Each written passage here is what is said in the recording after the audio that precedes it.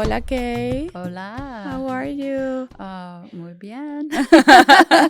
You told me that you were practicing Spanish, so A little bit, a yeah. little bit. Yeah, my one of my son's girlfriend is fluent Spanish. Okay. She's from Venezuela, Oh, so really? yeah, so he's been practicing too.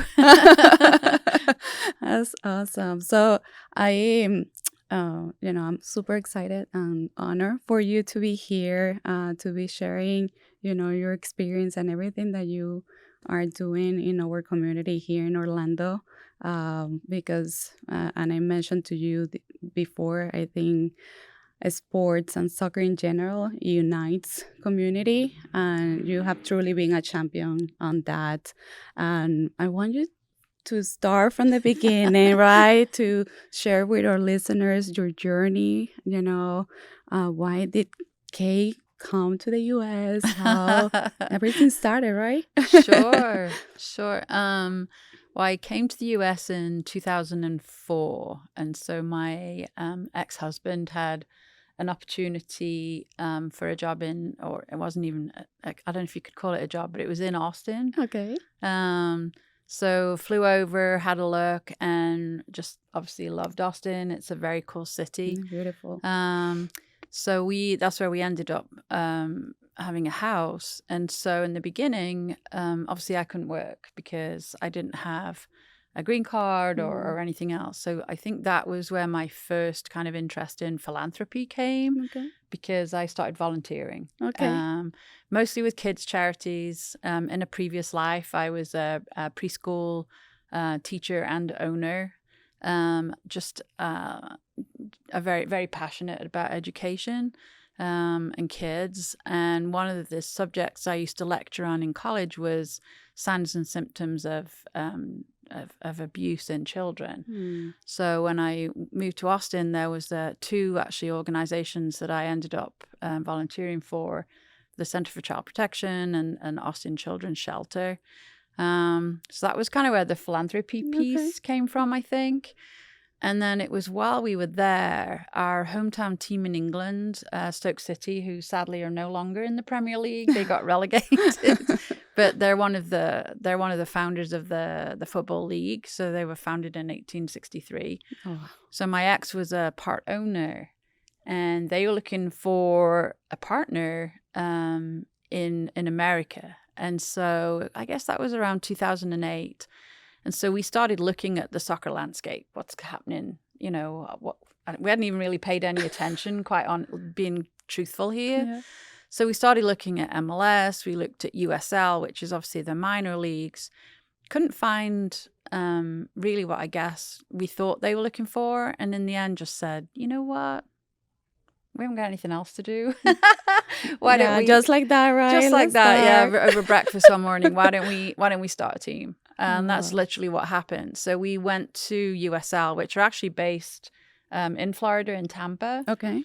And we spoke with them, and they were very keen for us to do it. And we, at the time, thought Austin was going to be, a really great place to do it. There was so much youth soccer and everything else. And we just couldn't get it going. So we had 3 years of playing in high school football stadiums, not being able to sell alcohol, which... we need the wine or the beer, right? Yeah, exactly. So, and we didn't really have the support at the time from like local government or anything else. And so we made the really difficult decision that we still thought we had a good product. And we knew what we were doing. We were just in the wrong market at the wrong time, which is quite funny, really, because Austin now does have an MLS team. They just weren't ready for us. So we packed up and came here. And that was partly because USL said to us, we've announced a team in Orlando. The person who was funding it is no longer able to do that. Would you look at it as a market? And for so many reasons, it seemed like the good place. Okay. We knew MLS at some point would have to expand. there was nothing in the South at that time. So we're like, well, we're probably in a good place in Orlando. Pioneers, yeah. We have an amazing airport. We do truly have a diverse culture here, of all these countries who grew up loving the sport of soccer, football, whatever it is that you call it. And it proved to be true. I mean, we came in 2011. We announced at the press conference, we're minor league right now, but we're going to be major league, and we're going to do it in 5 years. And you know what? We did. I'm a true believer. Put things out in the universe and make them happen. And you did. It's amazing. Right? Well, and I think that makes you accountable in a way. We knew what we were working towards. And so you had a goal in mind. And don't get me wrong, it was a tremendous amount of hard work, and shout out to all those people who were involved in those very early days, whether it was advocating for the team. Shout out to Mayor Dyer, who was such an incredible ally, who, just believed in us and wanted to get it done, and just helped bring other people to the table and take us seriously. Yeah. But it was also so much fun. It was. I remember, and I mentioned to you an anecdote about that first game when, the Orlando City Soccer play here. And for me, it just brought that sense of belonging and community. And I sent you the video of how crazy we got when on the last goal. But, it is incredible how, it shaped also our community, and you painted our streets in purple in a beautiful way. Oh, thank you. And, a lot of it, because it's such a young sport in this country, it's been great for that generation of especially, the kind of 18 to 30, whatever, 30, 40-year-olds, to really kind of stamp their own identity on it. It's not baseball. It's not football. It's not got any associations. It's global, and they looked around the world and also looked within our community. This is how we celebrate. So we want to bring this. So can we have smoke? Can we have flags? Can we have banners? Can we have drums? Can we do chants? Yes, yes, yes, and yes. But it was very organic. And, I think our supporters are very rightly proud of how authentic and genuine they are in everything that they do. And we don't interfere. If they need help with something, obviously they know they can come talk to us. But they want to do it themselves and keep it authentic. And that's what we've done. And I think we've involved them in so many things, even the layout of the stadium. When we were drawing up the plans for the stadium, the supporters are involved, and they said, we would love a safe standing section. We have one. Yes. We want capo stands. You got them. We need a pulley system for the tifos. We got it.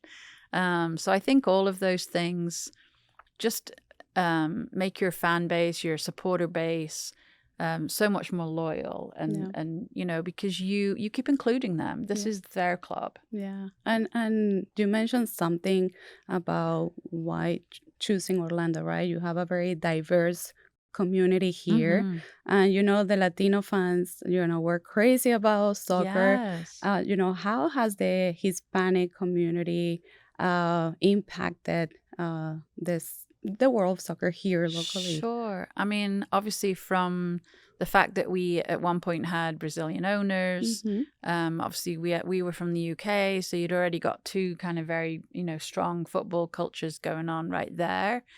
But even, our staff are really diverse.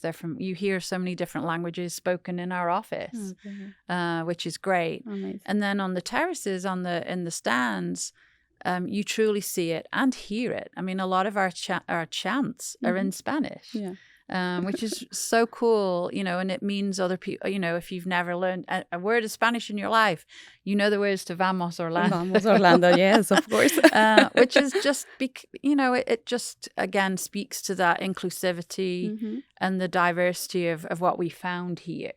And the business community, it's such a I always say it's like a mini United Nations at a soccer game, because you have people from different backgrounds, different cultures, different jobs and Mm-hmm. occupations, all united Yeah. together. And it's one time in the week where everyone can come together with the same purpose and the same love. Everyone, loves the team and wants it to do well, and their frustrations become your frustrations, and it's just a wonderful thing. I mean, obviously I grew up around soccer, Yeah. so I'm just so happy to have been able to bring it here and then see it grow and flourish amongst this amazing community. I think I've told you this before. The kind of night and day of coming from Austin to here was a pretty stark Mm-hmm. contrast. That the Mm-hmm. community came around us. It was, what can we do to help? Or if I can't help, I know someone who Yeah. can. We truly are a community that likes to collaborate. Collaborate. Yeah. And so Yes. many people say it's not just us. I've heard it from time and time again from so many people, and it makes me so proud to live here. That we do all those things together. We know how to come together. No, and we're so glad to have you. And we are, I always so inspired when I listen to you, and you always have something, uh, you know, um, a very inspirational note to say and to leave us. Kate, so when you mentioned about, that diversity and inclusion is an important topic nowadays in sports. So what initiative have you guys implemented in the world of soccer here at Orlando City? Sure. And I mean, I speak for kind of both the leagues as well, in that they have league-wide initiatives that everyone gets behind. Like of whether it's Hispanic Heritage Month, whether Mm-hmm. it's African American culture, the LGBTQ community. Mm-hmm. So, but we always try and look further and like, okay, it's great, Like being intentional yes, about it. it's great having Yes, a game dedicated to that, but then what are you doing the rest of the year? exactly. And I think that's the really important piece. And so for me, that means getting involved with nonprofits in the community, working in those different spaces. It can be something fun, like, we had Nikki's Place, which is a little restaurant in the middle of Paramore. They came and catered for the whole Yeah, staff, great. for lunch. It's little things and big things, but I think it's also making sure that your staff team, I mean, we're over 200 and odd people Wow. behind the Wow. scenes. Do they feel, they have a voice and Mm-hmm. that they're included in our organization? And we've put in place now, we have a whole people and culture team who are doing an amazing job of, doing fun things and intentional things. But then also providing resources, whether that be telehealth, whether it be mental health Mm-hmm. counseling, all kinds of things that they brought in to help show our staff team that they're valued, and we want to keep them. So what kinds of things do you want to see? And when we do surveys, engagement surveys, making sure that we act like, Mm-hmm. if Mm-hmm. something comes out in the survey and then by the time the next survey comes around nobody's done anything, No. it's pretty Yeah. it's a bit of a disappointment Mm-hmm. if you say, well, I said this last time and Yeah, nothing happened. exactly. So I think, paying attention to those things make a happy staff team, which in turn feeds and spills over into, the atmosphere for everyone else.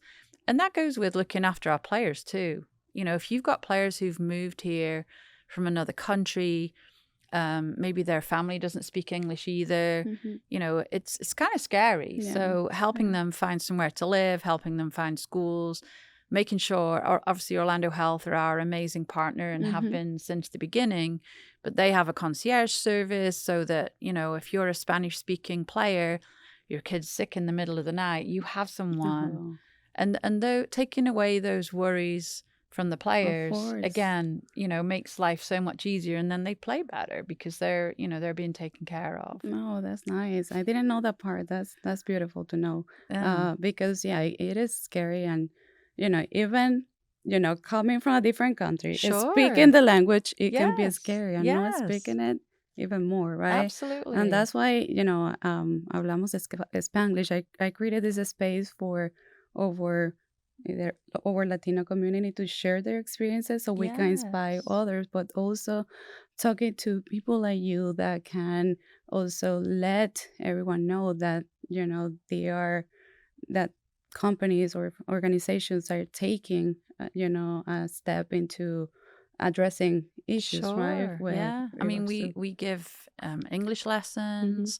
When we do orientation, we even have someone from law enforcement come in and explain what happens at a traffic stop because Mm. it's different in every Yeah. country. Yeah. In England, you get out the car. If you get out the car here, someone's going to shoot you.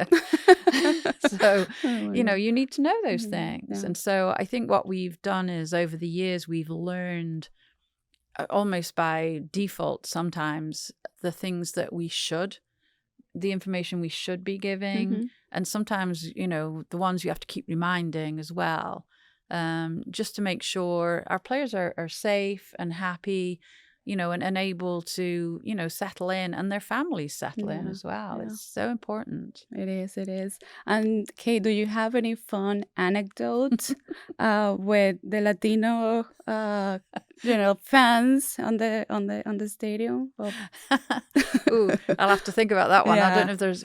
I mean, we've had some fun, like I say, with the players in Okay. particular. I remember we had one of our auto partners calling us and saying, "Oh, we've got one of your players here, and we've gotten all the way through, and he's buying he's getting a car, and blah blah blah. He doesn't have a driving license." Oh my gosh. So then we go back to training, and they start talking. There's quite a few of the other players went, "Oh, me neither." How fun. So we had to take a whole bunch of them to the To the DVLA video. to go and get their Oh, driving license, that's nice. which yeah was It's a scary and nice. Oh my yeah. gosh. And I think people say, well, how does the coach manage when Hmm. there's so many different languages? Hmm. But you know what? Every player learns very quickly in probably 3 or 4 languages what pass means, or Yes. do you know what I mean? They Yes. pick it up Okay. so quickly. And we're so lucky with Oscar. He's great in different languages. He has a support team to help if necessary. And I know when we've been up there and talked to them, say we go and talk to them about community involvement, they sit next to someone who's like translating for them Mm. as well. And we make sure we provide the information in 2 or 3 languages as well. Again, it's about being included. Yeah, If you give exactly. me an instruction sheet and it's in Portuguese, I'm going to struggle, Hmm. and that nobody likes that feeling. Yeah. Yeah. So, it's definitely, it, I feel like when we first started the team, it's like one of those things where you're building the airplane as you're flying it. You literally You are were making learn. things up as you go along. Yeah. But I think now we're in a really great space where, we have the support, the resources, the team behind the team.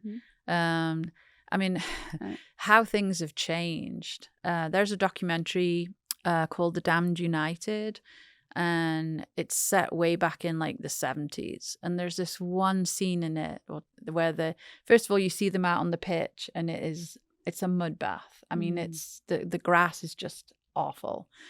And then they come in at half time, and there's an orange and an ashtray on every player's seat, Oh. because you'd come in at half time and smoke. Oh my gosh. And when you look at it now, you've probably seen the players wearing those GPS systems, that track their heart rate and, their movement, Yeah. everything through the game. And then they have a plan drawn up that's, Yeah, things have changed. things have changed a A lot, lot. Oh my and there are gosh. jobs now in sports that, that never used to be there, including, analytics. Hmm. That's a whole job now. Wow. Someone takes that data from the GPS system, sits down with a nutritionist, sits Hmm. down with a physical therapist, and Hmm. works out a plan for that player to improve them even more. I mean, it's a science. Yeah. And those Yeah. jobs never used to be around, but they are now. Well, sport is huge here in the U.S., right? Yes. And then now soccer is getting bigger and bigger and more important. And you created, talking about diversity is also that you create an opportunity for women, Yes. with Orlando Pride. Yes. So, how did that came about? Yeah, so when we were doing all the plans, we always knew that we wanted a women's team. We didn't think 2015 is obviously when we started in MLS, and we had that crazy game with 62,500 people, and Kaká scored the tying goal, but it felt like a win, and it sounded like a win too. I mean, that was a pretty incredible game. And in the middle of all of that, NWSL, the Women's League, had come to us and said, would we think about having a women's team? And we said, yeah, it's a few years down the line. Give us a minute. Like, we've literally just got this one going. And they were, I wouldn't say they were in turmoil, but they were certainly trying to stabilize the league. And they really needed to add some more teams.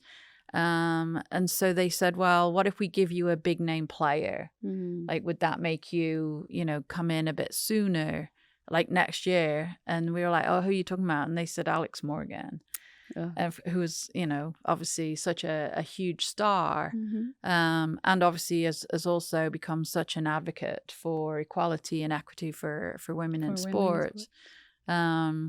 And so even though we probably would have preferred to wait a little bit longer, we just said, okay, let's do it. Let's do it. So 2016 was when we started the women's team. And obviously it's been amazing. And again, shout out to our new owners, the Wilf family, who are really putting money into the team, really taking it seriously, putting resources. We've brought in an incredible GM, Haley Carter, who just has this incredible background. Not only did she play professionally, but she was in the Marines. She did tours in Afghanistan. She coached the women's Afghan national team. Helped get her escape from the Taliban. Like, she has stories for days.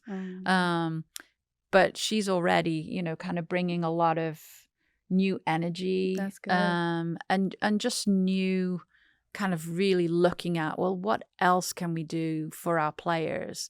Because we know they still don't get the same dollars. That's hopefully coming. And, investment into women's sport is slowly but surely happening now. Across the board, including advertisers and everything else. They're paying more attention. Yes, they sure are. And she's, really kind of been instrumental behind some really cool things we've done. We put together a Pride Collective, which is a group of women across kind of Orlando, Central Florida, who not only, have agreed to kind of attend and support the team from a, coming to games and ticket finance kind of side, but also for when the players finish their playing career, what they're going to do next. For some of them, there's another 20 or 30 years ahead of them of working. Exactly. So they can start looking now. So go have lunch with the CEO, go job shadow somebody for the day in an industry that you're interested in, just to kind of start that process. And for them to make connections and, really start thinking about that next phase. And for employers, who doesn't want an athlete? Yeah. They have all the attributes that you would want in an employee. They know about teamwork and self-discipline, hard work, grafting. I mean, they're just incredible people who anyone would be lucky to have. We just need to help them kind of sift through, well, I think I like this and this and this. Okay, well, let's try, let's go visit with them, have a Zoom conversation, whatever you want to do. But let's start kind of going through your list and, like hook you up while you're here. Between everyone who works in the club, we probably know, pretty much everyone in Orlando. Yeah. Or if we don't, we know someone else who does, who can hook them up. So, I just think it's another way of showing the players that, we care about them Mm-hmm. beyond what they do for us on the pitch. Of course. And how do you see, the future of women in sports in general? It's growing for sure. As you said, it's the eyes that are on women's sports. You were at the event the Mm-hmm. other week for Yeah. the Orange Appeal Mm-hmm. conference, and Sharon had some great stats on there, including more people rather watched the women's tennis final than the men's. Yeah. Yes. And they had. Incredible stats. Yes, Yeah, yeah, was she had a lot of really amazing yeah. stats. And I think the World Cup this time, again, has shown how some of the countries, I mean, I feel like girls play soccer here and have done for years. Title Mm-hmm. IX kind of really brought it on in this country. A lot of countries, including my own, we're just really, really behind. I would have loved to have played soccer as a Mm-hmm. kid, but it just wasn't an option. I played with my brothers, but it wasn't an option for kids in school. Now it is. And then when big clubs across Europe start paying attention, and you've got women's teams in Arsenal and Manchester United and Manchester City, then people start going, oh, okay, maybe I need to pay attention. Mm-hmm. So I just think the next few years are going to be really, really interesting to see, what comes out of all of this. Are we going to start losing players Yeah. because, other countries have suddenly woken up and said, oh, no, we want women's football. So Yeah. yeah, it's going to be fascinating. I'm here for it. That's awesome. What keeps Kay, inspired and keeping going? Because you are so engaged in the community, and I don't know how you do it, Kay. I know that you are present in different events, supporting different communities, and so what keeps you going? I mean, I think when we started the club, I think for me, the kind of hook, if you like, was that I knew the community piece was what was important to me. And I've seen firsthand what a sports team can do for a city and how people come around it and the excitement. And, when we won the Open Cup last year, the buzz and everyone had a little spring in their Energy. step. And, so what sports can do. On the more tragic side, we all saw what happened after Pulse and how everyone came around. And then that resulted in having, the rainbow seats in our stadium as a permanent reminder that we're inclusive. Everyone is welcome in our stadium. And so for me, it was, that's what I wanted to use the club for, as a tool to have an impact in your community. And, as a sports team, you get approached, by everyone. And you realize fairly early on that you can't help every single person who comes to your door. We do try. So, for nonprofits, you can request an auction item on our website.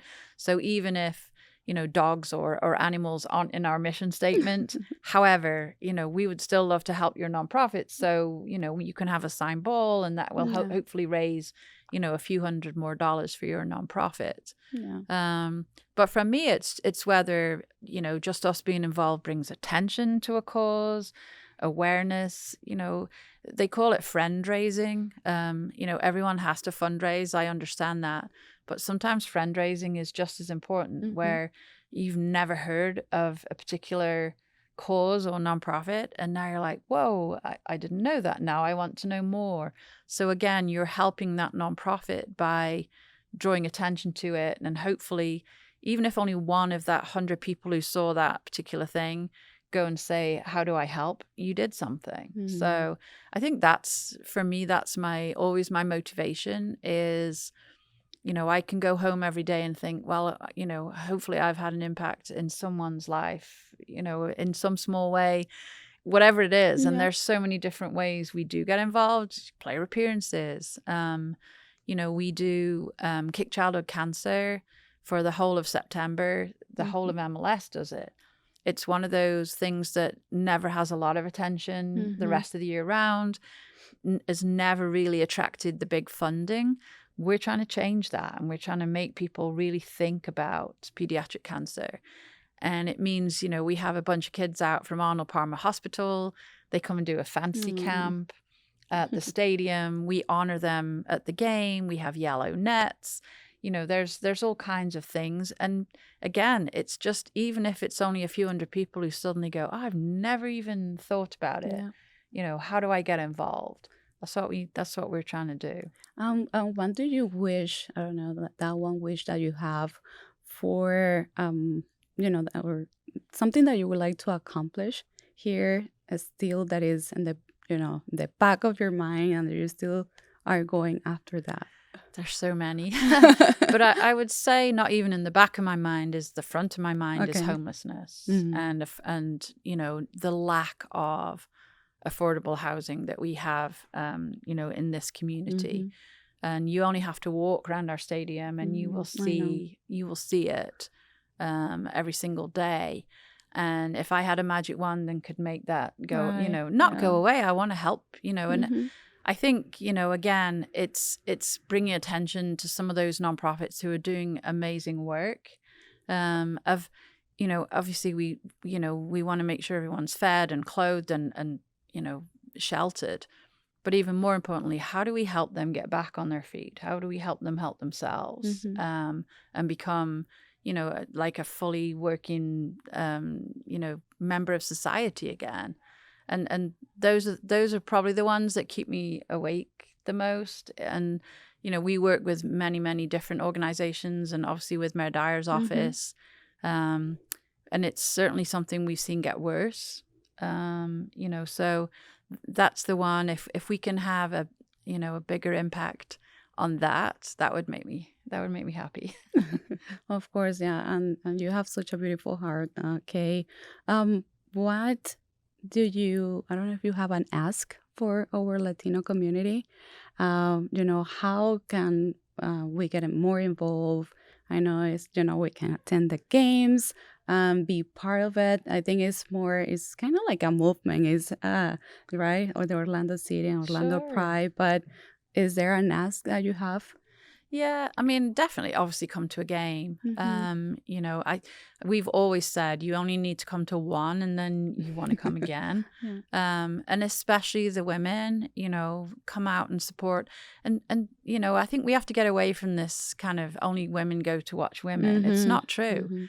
I see loads and loads of and there's a lot of dad-daughter dates going on that I see, which I love. But bring your group out, bring your company out, come and have some fun. They're really cool to watch. We have Marta. I know. I mean, seriously, we have this 6 times FIFA World Player of the Year. She is a magician with the ball. Like, I love watching her play. But I guess my other one would be get involved in your community. Sometimes, you can get a little frozen in place because you see and hear all the need that is out there, and you think, what can I do? I'm one person. What can I do? Well, you know what? Yes, you can. You can volunteer for an organization. You could be on a board. It's not all about stroking great big checks. Your time and your talent is just as valuable. And I think that's something I would absolutely encourage everyone to do is find an organization that speaks to you, that you think, oh, I really, this is something I'm passionate about. And I promise you, there is a nonprofit out there that would love your help. So please get involved. When we all get involved, our community can only get better. Yes, definitely. And okay, we're getting close to the end. I don't know how time flies, but I'm going to be asking you a couple of questions. Just answer with the first thing that comes to mind. Okay. Okay. Got it. Okay. So the first thing will be your favorite Hispanic food. Oh, gosh. It would have to be quesadillas. Quesadillas. Although my son's girlfriend makes amazing arepas. Yes. So, oh my goodness. Yeah. So that's delicious. That's definitely one of my other favorites now. I'm glad. And what, you have tried the arepas with cheese? Yes. Okay. Yes. Yes. Oh. now is your favorite place that you would like to travel here in the U.S. that In you the haven't been US. to? Oh, that's a good one. I'll have to think where I haven't been. If not Latin America, you know? So yeah, Latin America. So I still want to go to a Colombia. Mm-hmm. Several of my kids have been and just absolutely loved it. Mm-hmm. So that's still on my bucket list of Yes. places to go. So Yes. Colombia is definitely on my list. I would love to go too. I haven't been to Colombia, and Right. their neighbors, like Venezuelan Yeah. neighbors. I've been to Brazil. I was lucky enough to go for the World Cup in 2014, which was Mm. amazing, and managed to, we stayed almost 3 weeks, so it was fantastic. Oh So my I got God! to travel a little bit. Did you dance samba Of or in there? course, so everyone wants to teach you samba. Like it's like a thing. Like you cannot leave until someone's tried to teach you, which is it's so fun. And one of the things I loved about the beaches there was the activity. Mm. So, there's a running track on the road alongside the beach. There's a cycle track. There's an exercise track with, pull-up bars and things. Oh yeah. Then when you get onto the beach, there's beach volleyball, beach soccer, and then if you want to actually just go lie on the They're beach, so active, you right? have to go you have to go further out towards the sea because everyone's doing stuff and it's so Activities. cool. Yeah. Oh, that's fun. I would love to go to over there Mm-hmm. too. Where are you? So we have the Messi mania, Mm-hmm. right? Um, so I needed to ask this question, right? So how do you see the soccer, the MLS change with the Messi mania now here in the US? Um, I mean, anytime they bring a big player in, and obviously this is the biggest ever that we've ever had, Mm-hmm. it focuses attention and eyes, and people start going, "Oh, I've never watched MLS." And I think with the Apple deal, it means it doesn't matter what country in the world you're in, you can actually watch. So if you're Mm-hmm. just a Messi fan, you can tune in and watch. I think it's going to be interesting to see how it eventually calms down. Mm-hmm. Mm-hmm. It is crazy at the moment. We have the game on Sunday and we Yeah. have extra security and all kinds of things that we're doing for that game. So it's definitely a different experience. But ultimately, hopefully, it's going to be good. Yeah. It's going to be good for the league because it's like, oh well, if Messi thinks MLS is somewhere he can go and play, why wouldn't I think about going? So it's hopefully ultimately it's going to be for the best. Yeah, and I think it just put an eyes, like you said, on MLS. Oh, I didn't know this exists, right? Right. Yeah. And yes, right now he had, he's home in Miami or Fort Lauderdale, but is just putting that eye, and now people are like, hey, I'm gonna go to my games, Right. at a local level Mhm. and supporting their team. So I think that's incredible, and because sometimes we're unaware of what's happening in our Sure. city. And So, shout out to our team hmm because when they made the announcement, we took our ticket inventory down because we didn't want all the scalpers coming in and hmm hmm buying up all the tickets. And one of the things they did was we released tickets and said you can buy tickets for that game. However, you have to buy a 4-pack. yes, So I received that email. right. Yes, it was very So smart. now you get to Yes. come to 3 other games hmm with the hope then that we hook them in, hmm that they go, oh, you know what? I've really enjoyed coming. I've paid, so I'll go, and then Exactly. realize how much fun the games are and how good they are, and want to keep coming. So I think those are important Yeah. things, and that's the Messi effect, if you like. Yeah. You know, Very strategic. yeah, Very, no, very well played. I thought so too. I thought our team did a great job. Yeah. Well, my last question it will be, who would you like to nominate to be Oh, here at Hablamos okay. Spanglish? Maybe you should have Haley, Haley. Haley Okay. Carter. So she's the GM for the Pride, and like I say, just an amazing, amazing person. I would love to. She has stories for days, so I think she would be a really great person. Awesome, awesome. Thank you, Kay, for Thank you being for having here, me for sharing your on. story and everything you have done for our community and for the sports community as well. Thank you. Thanks for Appreciate having me, you. and thanks for doing this. This is great. I love this idea. I'll be thinking of other people for you too. Yes, please, because this is we are huge fans, and the Latino community is growing so much here in Orlando, right? So I know that we can, come together and support our local team even Yeah, more here. absolutely. Vamos Orlando. Vamos, Orlando. Thank you, Kay. Thank Gracias. you. Gracias. Muchísimas gracias, mi gente. Thank you so much for joining us on this incredible journey of Hablamos Spanglish. It is a pleasure for me to explore the diverse stories and experiences within our vibrant Hispanic community. I hope that you have found inspiration, connection, and a deeper appreciation for our culture and heritage. Remember, our stories are what unite us and what make us stronger. Stay tuned for more captivating episodes in the future, and don't forget to follow us on social media and share your thoughts with us. Hasta pronto.